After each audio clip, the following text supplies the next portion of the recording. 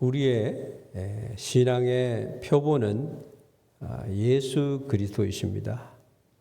예수님이 고난을 받으셨고 그 고난을, 그것도 십자가의 고난을 승리하신 줄 믿습니다. 그렇기 때문에 그 예수님의 고난이 우리에게 큰 은혜가 되고 구원이 되고 예수님의 고난 이기심을 통해서 우리가 고난을 이기는 줄 믿습니다. 뿐만 아니라 사도 바울이 지금 전도의 현장에 나가서 얼마만한 고난을 받는가, 사망 선고를 받은 것처럼 그런 곳에 처해 있다는 겁니다. 그래서 바울이 이렇게 말합니다.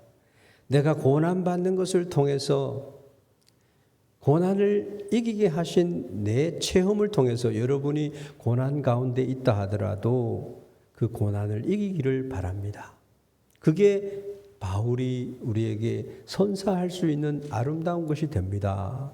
그렇게 얘기를 하고, 내가 또 주님으로부터, 부활의 주님, 장차 오실 예수님으로부터 위로를 받는 것을 우리가 경험했는데 그 위로도 여러분의 것이 똑같이 되는 줄 믿습니다. 그렇게 얘기를 하고 있습니다. 그래서 우리 옆에 있는 분들이 다 신앙생활을 할 때 어려움을 경험하고 있을 때에 그 어려움을 이긴 간증들을 많이 가지고 있을 때 그것이 옆에 있는 우리 형제 자매들에게 큰 위로가 될 수 있다라고 하는 말씀을 하시고 있다라는 것입니다. 잠언서 16장 6절 말씀에 보면은 사람이 마음으로 자기의 길을 계획할지라도 그의 걸음을 인도하시는 이는 여호와시니라. 할렐루야. 우리는요, 계획을 세웠지만 여전히 마음이 무겁고 여전히 삶에 있어서는 환난이 있습니다. 그래서 성경은 우리에게 이렇게 말씀하는 겁니다. 오늘 3절 말씀에 보면 찬송하리로다. 그는 우리 주 예수 그리스도의 하나님이시요 모든 위로의 하나님이시며 자비의 아버지시다. 하나님은 자비하셔서 우리를 사랑하십니다. 그런데 하나님은 공의하셔서 우리의 잘못을 간과하실 수가 없는 분이십니다. 그러함에도 불구하고 오늘 이 말씀에 우리 주 예수 그리스도의 하나님, 예수님을 통해서 우리의 모든 삶이 하나님께 축복으로 변한 줄로 믿습니다. 1년의 삶을 계획하며 축복을 구하는 우리에게 하나님의 참된 평강이 우리의 삶의 여정에 함께하기를 축원합니다. 우리가 첫 번째 생각해 보는 것은 구원받은 삶을 살고 넘치는 위로를 받는 사람은 어떠한 하나님과 함께 살아가야 하는가? 하나님은 모든 위로의 하나님이십니다. 모든 위로의 하나님과 살아간다는 것입니다. 이 말씀이 3절과 4절 말씀이에요. 위로의 근원은 여러분 하나님이십니다.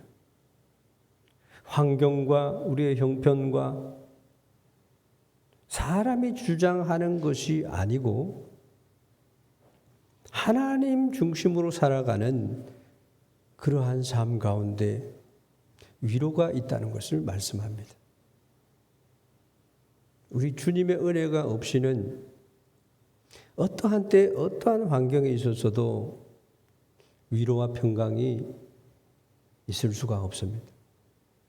바울은 하나님을 소개할 때 위로의 하나님을 만나라고 말씀합니다. 하나님은 여러분의 위로의 하나님이세요. 늘 위로가 되시는, 위로를 주시는 하나님을 만나시기를 원합니다.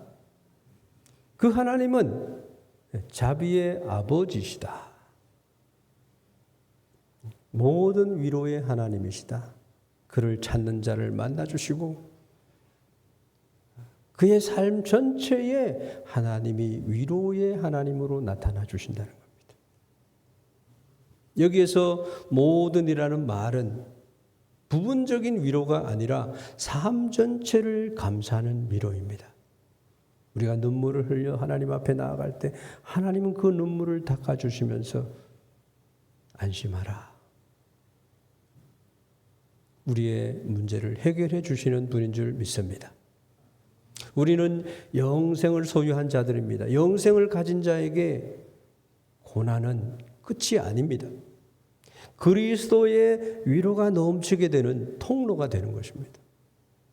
여러분의 생애 가운데 위로가 넘치는 통로로 여러분이 서 계시다라고 하는 것입니다. 그런 체험들을 여러분들이 하셨을 줄로 믿습니다.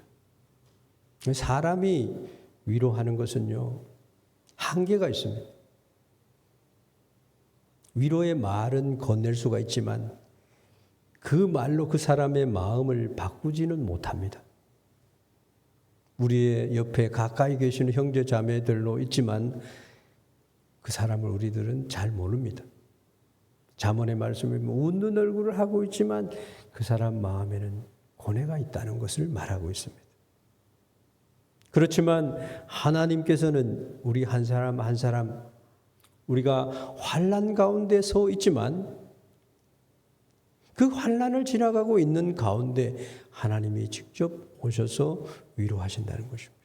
그것이 예수 그리스도의 하나님이라는 것이에요. 자비의 하나님, 모든 위로의 하나님이라는 말씀입니다.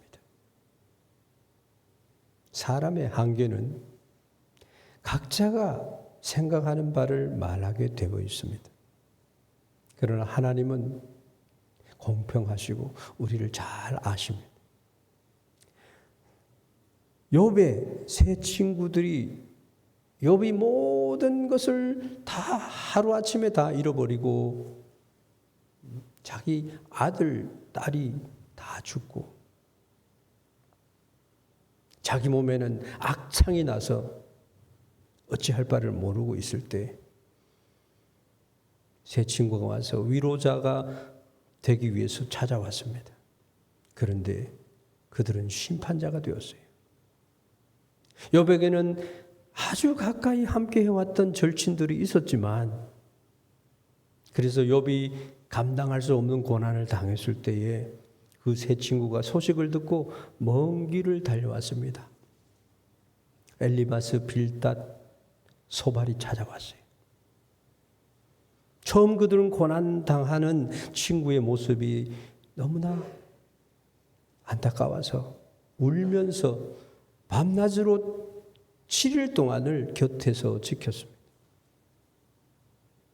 여기까지는 인간이 할 수 있는 최선의 위로의 모습이었다고 생각합니다. 그런데 이 세 사람은요, 욥의 마음을 바꿀 수가 없었습니다. 7일이 지나서 친구들은 위로자가 아니라 비판자가 되기 시작했습니다. 그들은 욥에게 네가 죄가 없는데 이런 고난을 당할 수 있겠느냐? 욥의 마음을 쿡쿡 찔렀습니다. 인과 응보의 논리를 가지고 욥을 정죄했습니다.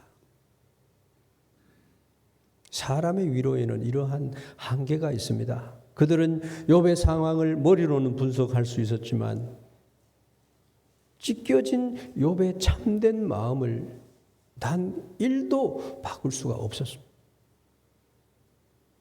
오히려 그들의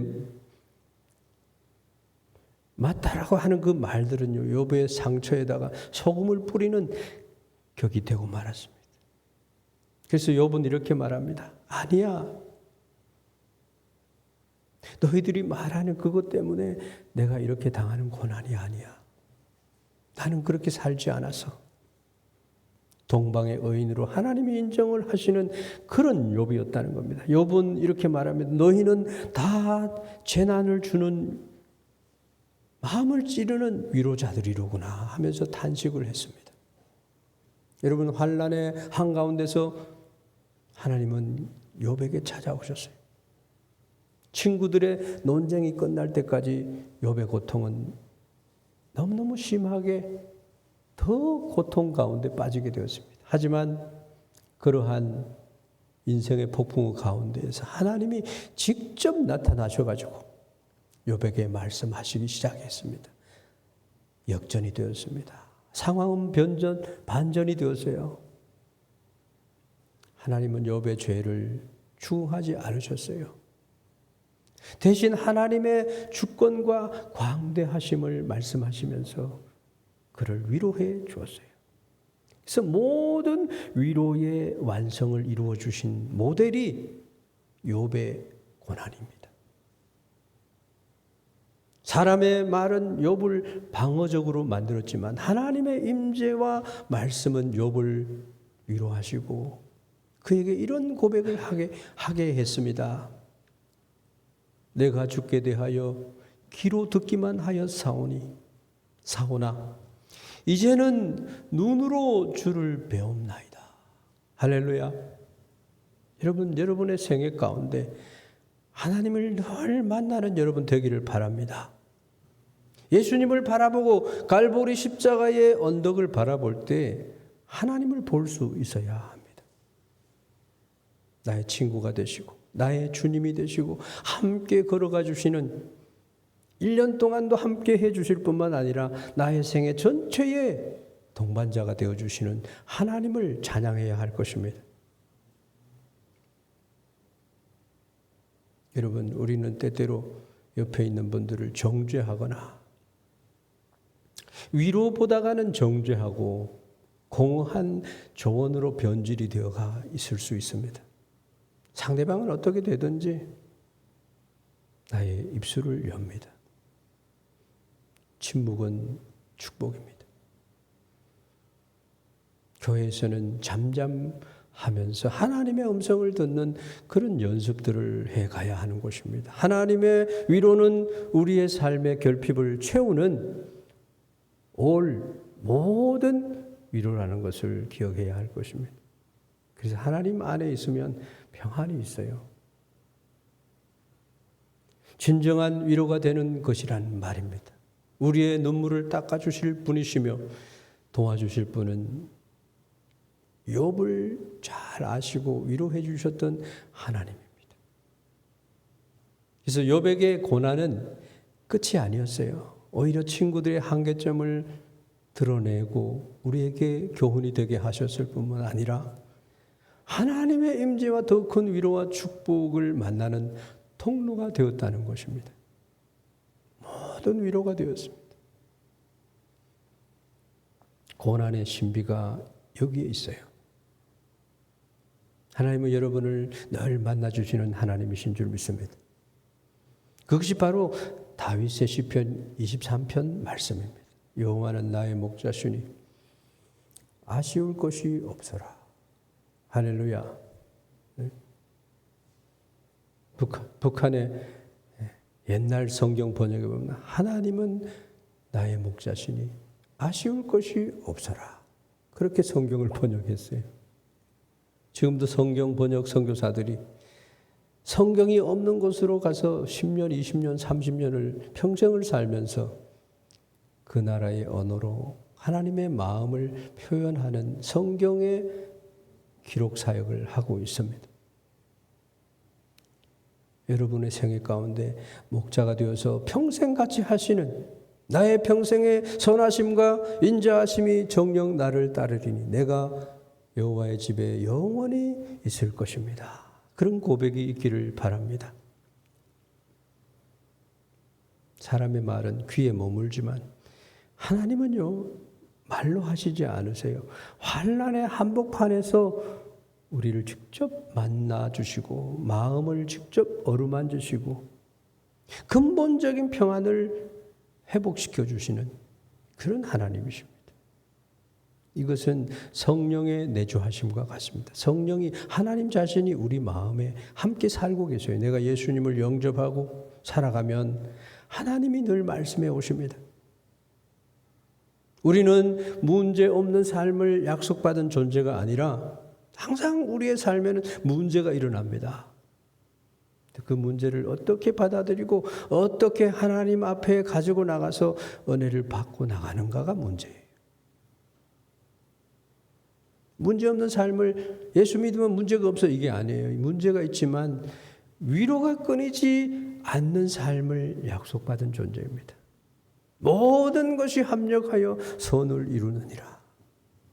이게 영생받은 사람에게 주어진 하나님의 변함없는 계속적인 은혜라고 하는 것입니다. 그래서 우리가 첫 번째로 생각했던 것은 하나님은 모든 위로의 하나님이다라고 하는 것을 기억하시기를 바랍니다. 두 번째로는 구원받은 우리의 삶은요, 고난 속에서도 위로가 넘친다는 삶입니다. 고난 나에게 유익이 준다고 말씀합니다. 영생을 이미 받은 사람이지만 이 땅에 사는 삶은 여전히 고난이 있다는 겁니다. 무엇을 먹을까 입을까 마실까 염려를 합니다. 병이 나면 염려하고 내가 생각지도 않은 기가 막힐 웅덩이에 빠졌을 때도 하나님은 그 가운데서 함께 하십니다. 그래서 사도 바울은 그리스도로 말미암아 위로가 넘친다 그렇게 말합니다. 고난이 있다는 것을 전제하고 그리스도의 위로가 그 가운데 있음을 말하고 있습니다. 잘 믿으면 고난이 없다. 그러한 오해가 없기를 바랍니다. 고난 가운데서 우리는 하나님을 만나고 더 풍성한 은혜 가운데로 우리가 걸어갈 수 있다는 겁니다. 이번에 저는 전도 폭발을 잘 다녀왔습니다.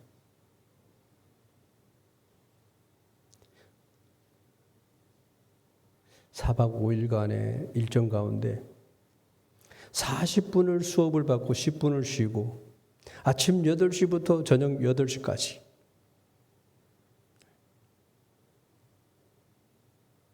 너무너무 하나님이 19명 훈련받는 우리들에게 은혜와 사랑을 부어주셨습니다. 정말 다시 한번 나의 영혼이 여호와를 향해서 춤을 추듯이 나아갈 수 있는 그런 시간이 되었습니다. 하나님의 은혜는 행위로 우리의 수고로 노력으로 받은 것이 아닙니다. 오직 예수님께서 이루어 놓으신 그 영생을 믿음으로 받는 것이었다.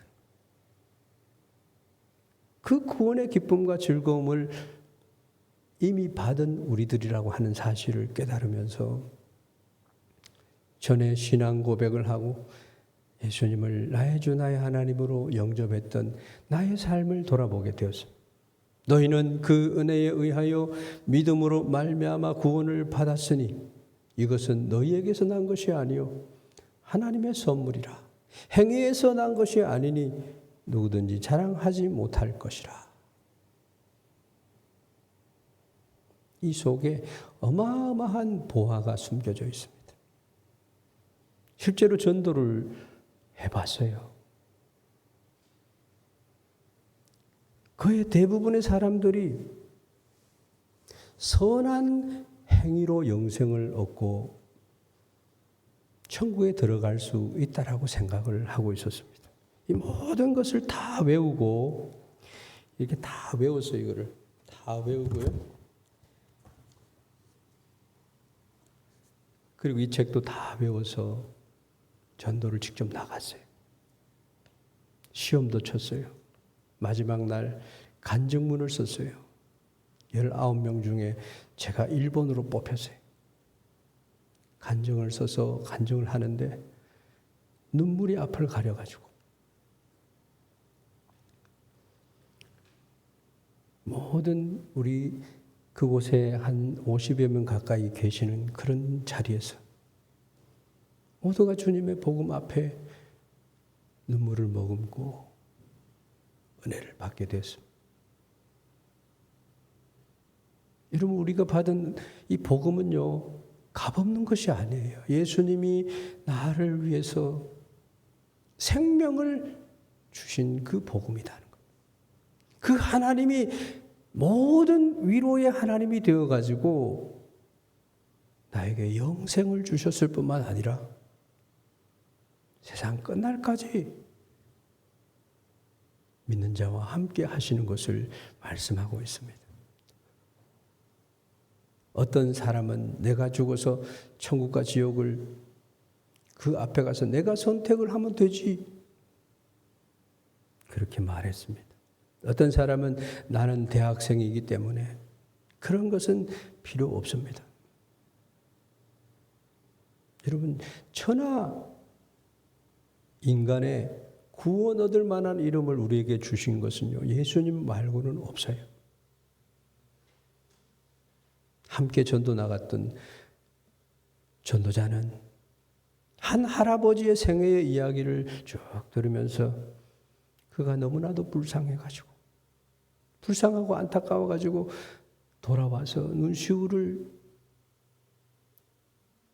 부을 정도로 뜨겁게 울면서 그를 위해서 기도하는 사람도 있었습니다. 우리는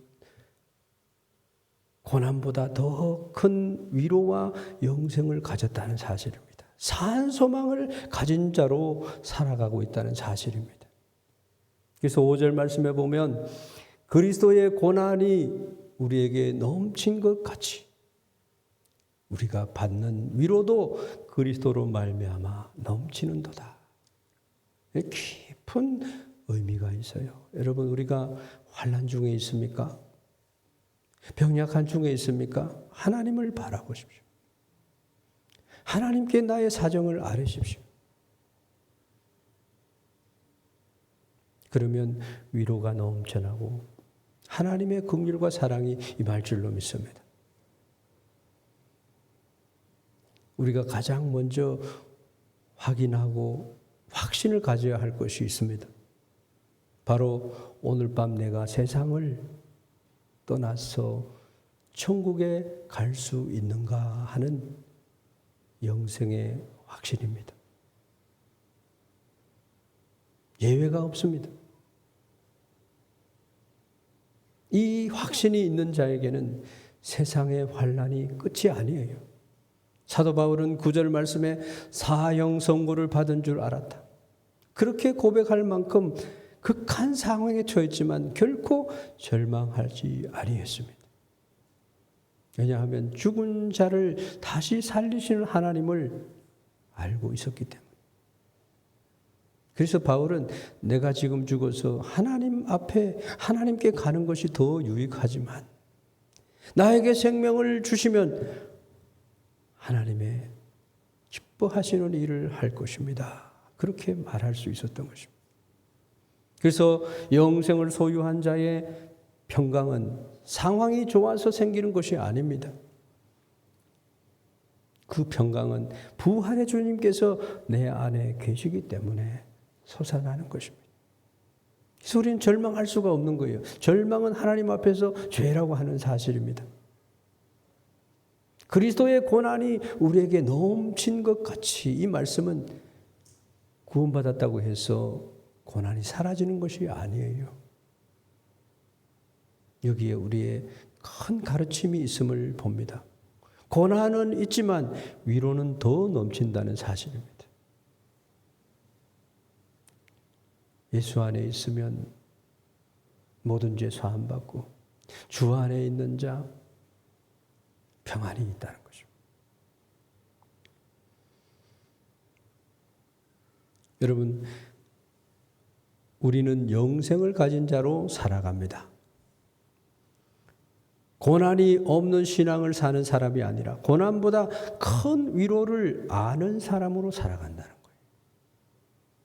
날마다 그렇게 살아가고 있다는 것입니다.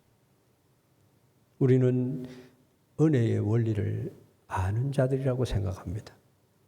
그것은 자기를 의지하지 않는 삶을 사는 사람이 바로 은혜의 원리를 아는 사람입니다. 내 힘으로 살아가려고 그러면요, 모든 영역 가운데서 부딪힙니다. 우리가 왜 평강을 잃어버립니까?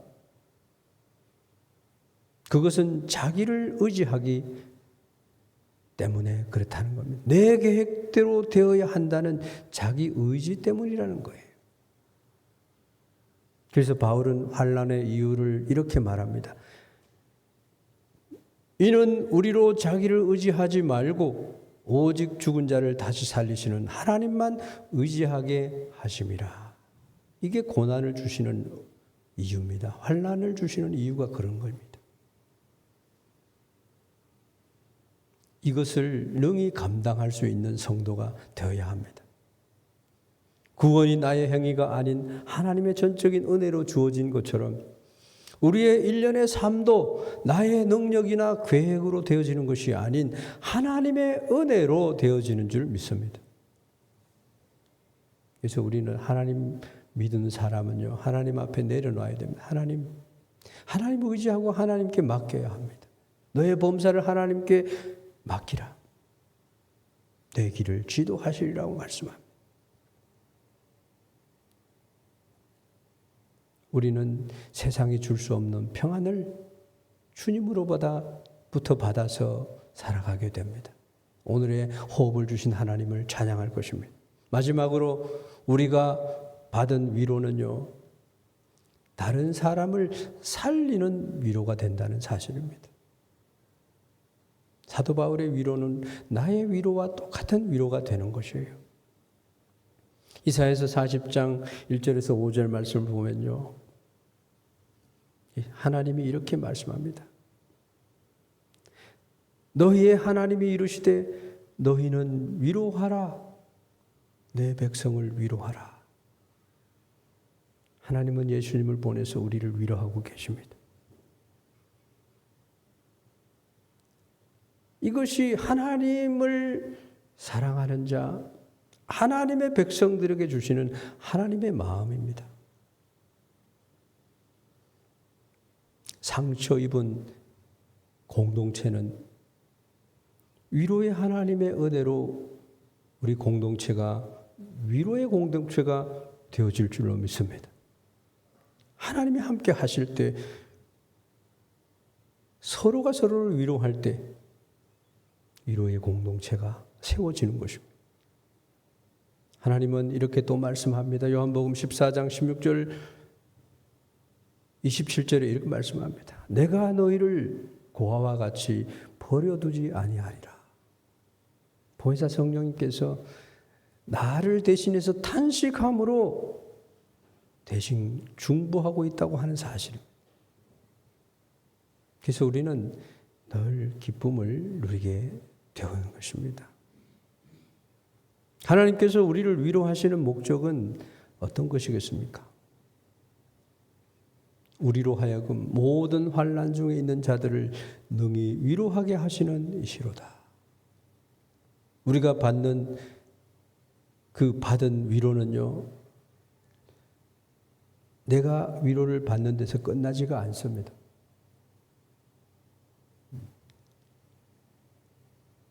모든 환난 중에 있는 자들을 위로하게 하시는 하나님이세요.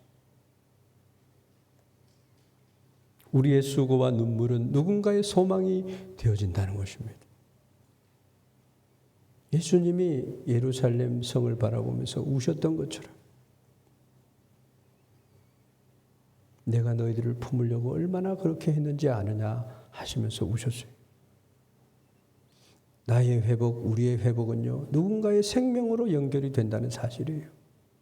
우리의 봉사와 수고는 우리 공동체를 살리는 그런 하나님이 주시는 은사인 줄로 믿습니다. 이것이 바로 영생을 받은 자의 삶의 방향이고 삶의 모습이라는 것입니다. 헨리 나우엔의 상처 입은 치유자라는 그런 책이 있습니다.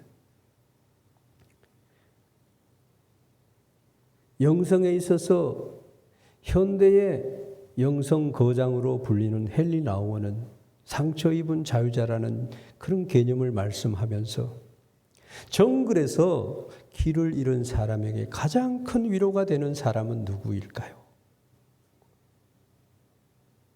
화려한 지도를 든 학자가 아니라 그 정글에서 길을 잃었다가 거기에서 살아나온 사람, 빠져나와서 자기가 그 곳에서 경험한 그 본 것을 가지고 있는 사람이라는 것이죠. 우리가 전도하면서 이 영생을 얻은 자, 영생의 복음을 전하는 그 이유가 뭡니까?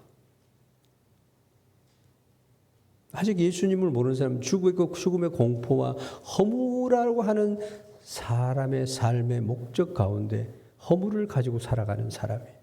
그 죽음의 공포와 허무라는 환난 속에서 방황하고 있던 내가 먼저 예수 그리스도를 만나고 영원한 생명의 위로를 얻은 내가 그 구원을 받은 자로, 죄인이지만 구원을 받은 자로 주님 앞에 위로를 받기 때문에 모든 환난 중에 있는 이웃에게 말할 수 있다는 겁니다. 전도를 해보니까요, 나도 예전에 당신과 똑같은 모습이었어요, 이렇게 얘기를 하면은 그 사람이 마음문을 활짝 열어줍니다. 나도 그 길을 가봤는데 하나님이 나를 긍휼히 여기셔서 나를 그 환난 가운데서 건져주시더라. 예수 그리스도가 나의 구원자가 되어주시더라. 친구가 되어주시더라. 사도 바울은 마지막으로 이렇게 얘기합니다. 너희도 우리를 위하여 간구함으로 도우라. 중보기도의 필요성을 말하고 있습니다. 우리 공동체, 이곳에 앉아있는 여러분, 기도로 연결된 공동체입니다. 위로하는 자로 연결된 공동체, 교회입니다. 그래서 하나님 기뻐하시는 교회는요, 모든 위로의 하나님으로부터 내가 위로를 받고 우리 교회에 속한 모든 성도를 품고 아파하는 거예요. 위로하는 자로 서는 겁니다. 그리스도의 교회는 함께 위로를 교통하는 공동체입니다. 하나님께서 우리에게 위로를 주시는 이유는 우리가 잘 먹고 우리가 잘 살게 하기 위함이 아니고 환난 중에 있는 자들을 능히 위로하게 하기 위한 것이에요. 결론을 말씀드립니다. 하나님은 나를 영생으로 건져주셨고